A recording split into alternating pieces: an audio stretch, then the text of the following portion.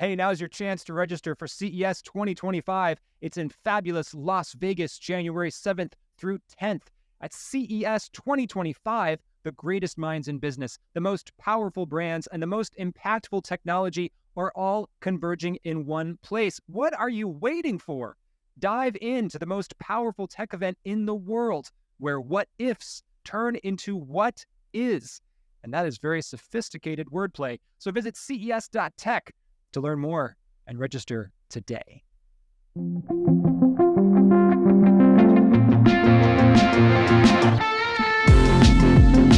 This is CES Tech Talk. I'm James Kotecki, exploring the trends shaping the world's most powerful tech event, CES 2025 in Las Vegas, January 7th through 10th. And what would the world's most powerful tech event be without the world's most incredible TV screens? If you've been to CES, you know on the Las Vegas show floor, you are surrounded by the most advanced entertainment portals on the planet. So what's today's cutting edge and what's coming next? Let's dive into the future of home entertainment with James Fischler, Senior Vice President and Chief Executive, Home Entertainment Division at Samsung. James, it's great to have another James on the show. Welcome to CES Tech Talk. Thanks, James, and great to be here. Let's start with a quick trip to the future. It's 2030. I'm done with my work. I'm home. I'm relaxed. I'm ready to be entertained. I go into my living room. What's in there? What am I using? What does it look like? All right. I love this question. You know, at Samsung, we like to think that the TV is the central hub of your home.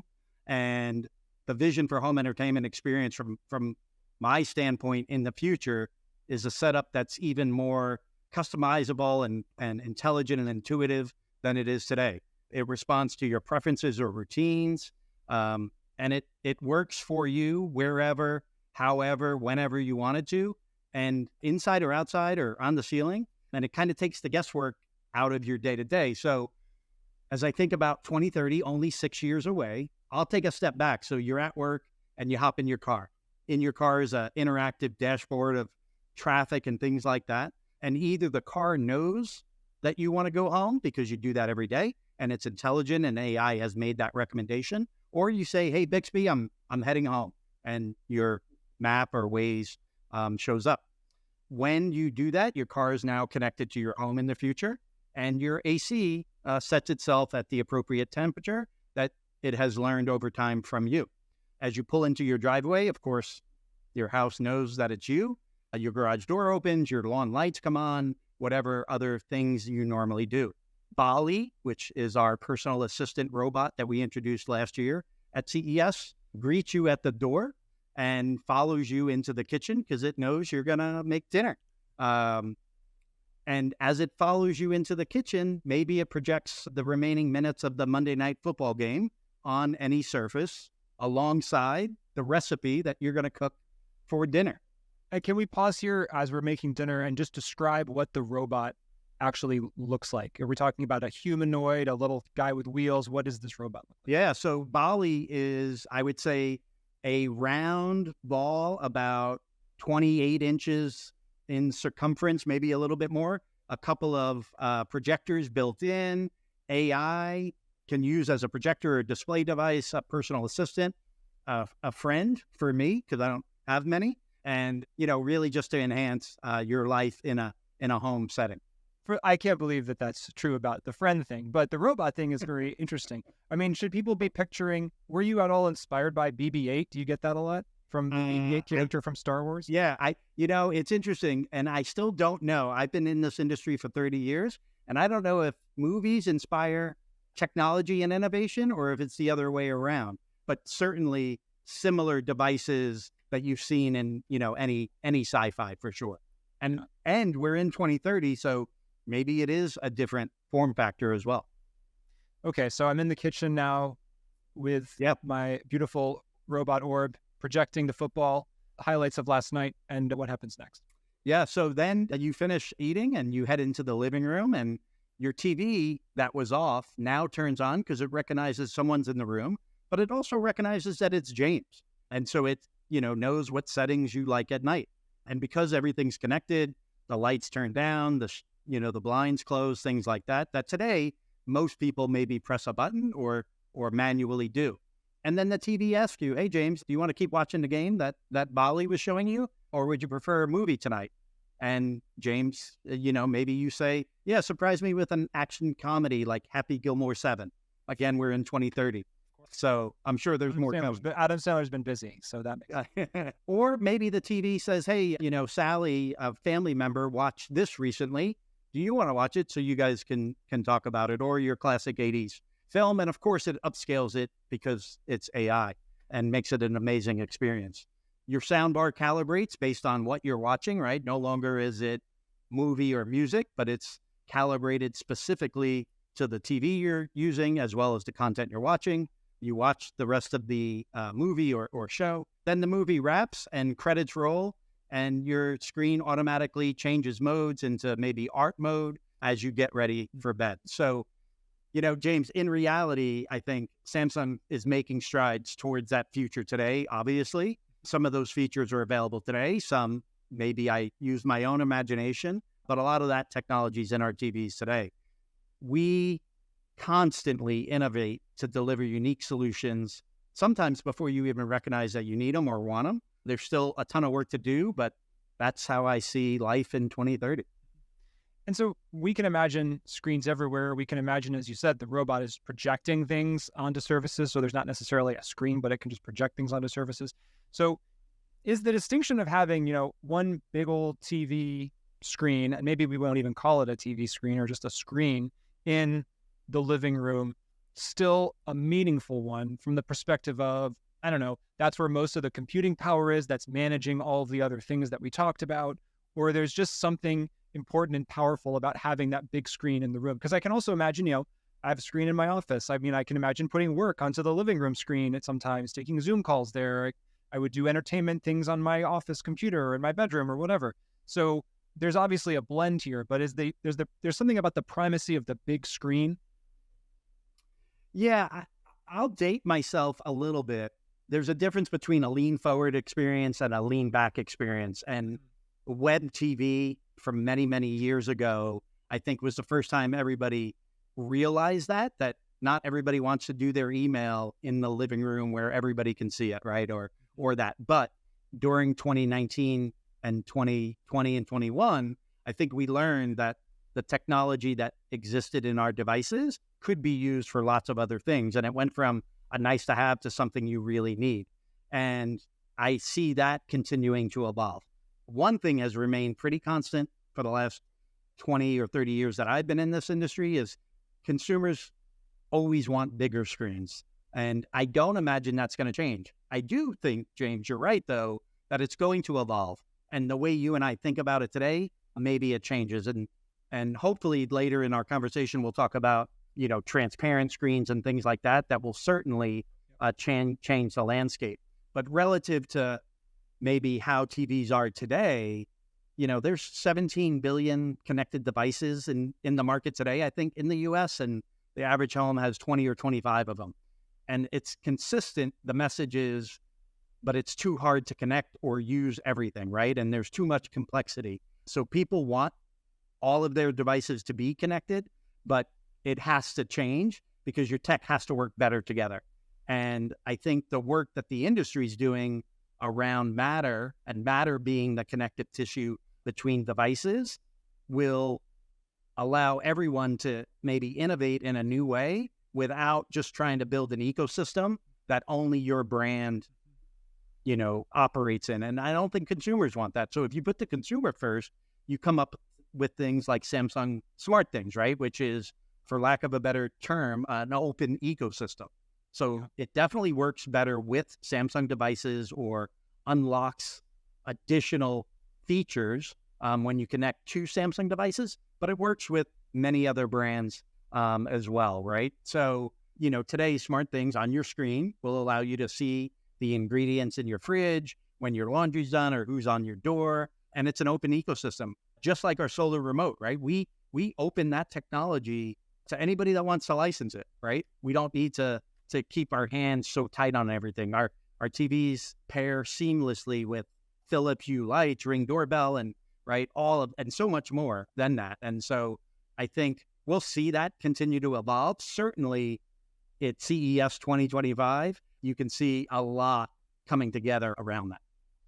Yeah, I mean, it's what struck me about the future that you described was a lot of these pieces are in place, but again, that seamless experience that you're describing probably for most people isn't in place yet because they just don't feel like it all kind of aligns in the way that they want it to. So that being the real advancement here, I think will resonate with a lot of folks. I want to go back to something that you said. You said the phrase matter.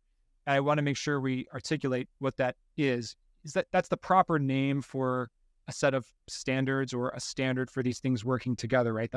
That's what you mean by that? Yeah, across Wi-Fi, right? Bluetooth as the communication protocol, and we're part of the Matter consortium, right? And our devices are Matter enabled, which obviously many brands are now part of that, and it really will allow, I think, that simplicity to now be introduced to what many people describe as a complex problem. And of course, the Consumer Technology Association, which owns and produces CES, is an organization that tries to help companies come together and talk about these standards. Absolutely. For the benefit of the industry. So I do want to talk about how much AI you're thinking about putting into these devices themselves. We talk about AI, most people think about generative AI now, and we're starting to see companies just figuring out ways to integrate that into products and services. And one question is, how much does that computation actually happen on the device with chips or whatever, and how much does happen in the cloud? How are you thinking about that? So you're right. There's obviously a lot of conversations going around AI. I also think there's a lot of misunderstanding over AI, and there's confusion. And so for me, the first thing is, in the context of our Samsung AI TVs, on-device AI is the first and most important thing, and that's at the core of our TV innovations. We believe AI on-device is the way to go for, again, in the application of a TV. You sit back and relaxed, unmatched picture quality, immersive sound, premium features that really only Samsung can deliver. And with AI, it just changes the game completely. So take upscaling as AI upscaling as one example, I guess. You're watching an old classic film or TV show. I'm a big Godfather fan, or Don't Tell Anyone, Just Between Me and You, but also Little House on the Prairie. Nothing to be ashamed of. Good. Half Pint and I go back a long way. That's right. But traditionally, right, it would look grainy, and maybe some people like that. But now it is just an amazing immersive experience. And AI, again, on device, is smart enough to upscale into 4K or even 8K. And the user doesn't have to do anything. So I think relative to TV, you need to make sure your TV has AI and AI on device, and then it brings clarity to your content, without you doing anything. I think AI motion enhancer is another one. That's a term and a feature we have on our TVs today. But think about a soccer ball. And sometimes I don't know that you can notice, but you lose sight of the soccer ball or golf ball.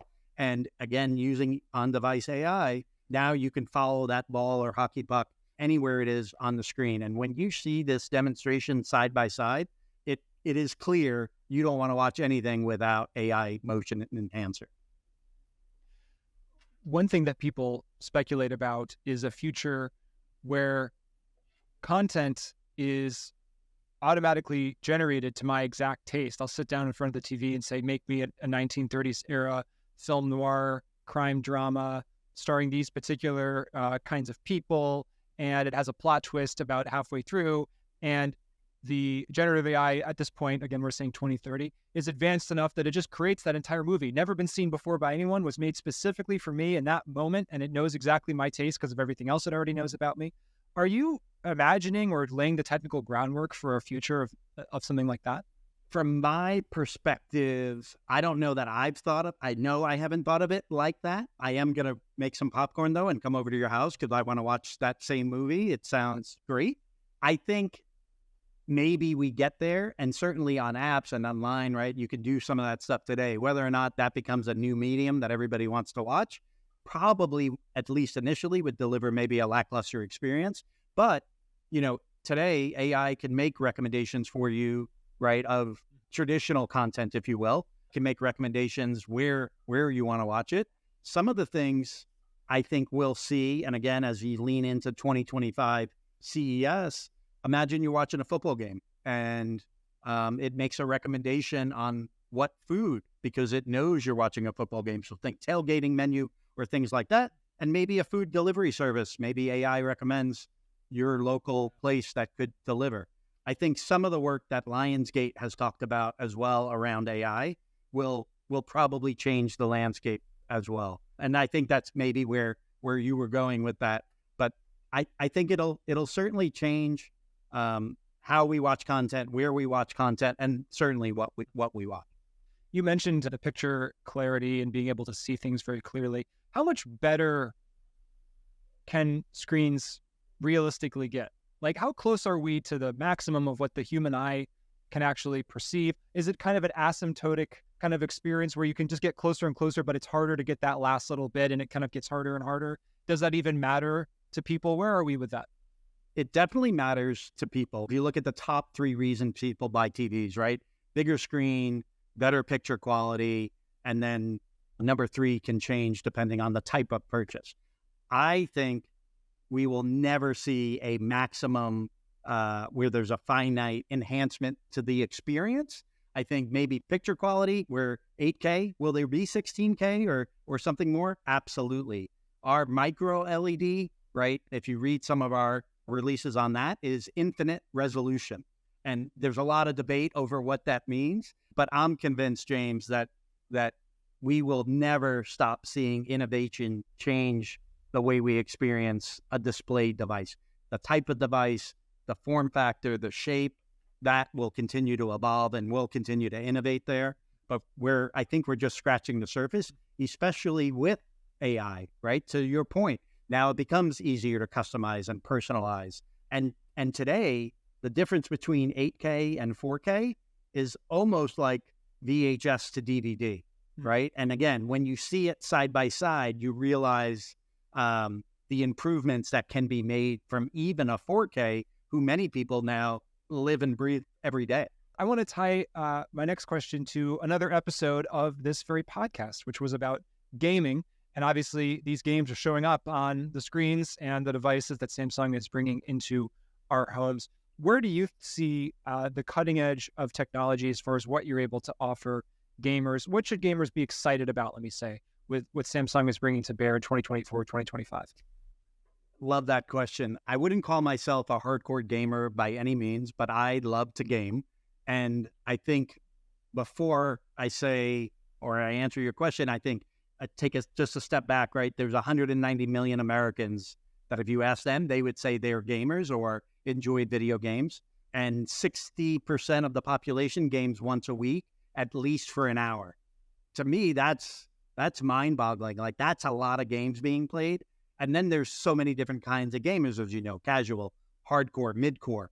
And the solution is different, I think, depending on the type of gamer that you are, right? So Gaming Hub, you don't need a console anymore, right? Through lots of partnerships with Xbox or Amazon Luna or Antstream and Blacknut, no console required, right on your Samsung big screen TV. We call it Gaming Hub, so everything related to gaming is in one spot. That's a great solution for many people. I'm a big fan of Mortal Kombat. Again, maybe dating myself, but now I can just go on my Samsung TV. Not dating myself? No, that game is an eternal classic. Oh, all right, perfect, great. We're agreeing a lot today, James. But let's say you want more intense gameplay, right? So you want our flagship S95 OLED, and it has glare-free technology, right? So now you're in a dark room or light room, and you don't have to worry about reflections interacting with your gameplay. And Samsung is one of the only TV brand to have our color validated by Pantone, the industry-leading color expert. So again, I think depending on the type of user, you want a total immersive gaming experience, bold contrast, vivid colors, and the S95 there does a great job. I think if you're maybe a hardcore gamer, then you move to our monitor line, right? We're the #1 gaming monitor brand, and we're the #1 memory brand, right? So if you're building a rig, now it's not just display, right? But you want to build a gaming rig. Again, the total solution can really only be from Samsung these days. And that's something we're very proud about. And we can take our, kind of display credentials, if you will, and start applying them to many other types of technology. You're naming a lot of products, so this is a great chance to talk about CES 2025, where presumably people will see a lot of the products that you have and that you're working on. You are obviously at the very top of a list of brands that are going to show up at CES in a big way that people will certainly be expecting. So, kind of a meta question: how do you think about CES every year? How do you approach that? And what's your philosophy when you think about how you want to show up in Vegas? I've been going to CES, and forgive me, it's either 1999 or 2000, and I love it. I love it for a lot of reasons. We, as brands, right, get to show our latest and greatest. We get to tell a complete story. There's a lot of excitement there. But I think thanks to CTA, CES has evolved more maybe in the last couple of years than it has over maybe the last 20. John Deere, medical companies, Delta Airlines are all brands that show up in a big way at CES. Since 1999 or 2000, I can't wait to my schedule at CES when I get to go look at the rest of the floor, right? I spend a lot of time with customers, retailers, distributors, press, of course, technology, industry executives. But when I get to go and just walk the floor and see all the different things, I get to see where culture is meeting technology. That often pops at CES. I get to see new ideas, either for technology that we're leveraging and somebody's applying it a little bit different, or new technology that I didn't even know existed.